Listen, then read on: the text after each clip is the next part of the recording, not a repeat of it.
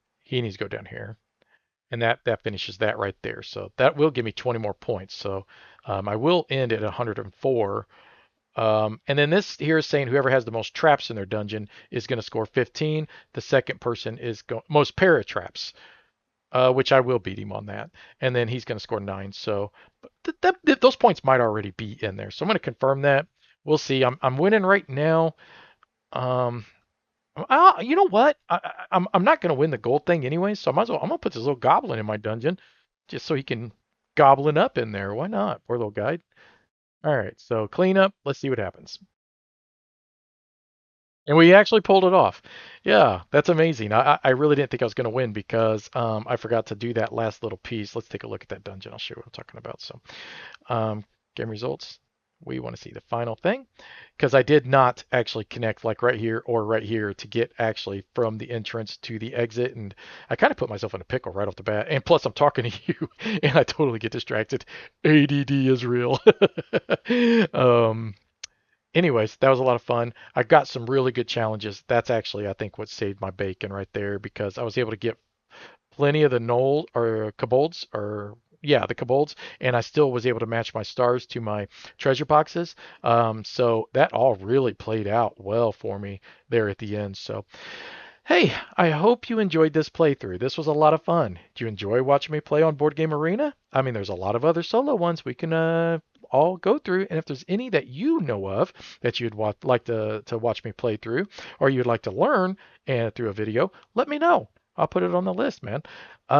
Click like, subscribe. I'd really appreciate it. It puts me in a really good, happy mood when I see people are subscribing and liking my videos. Makes it so worth it. And until next time, thanks for watching. Bye bye.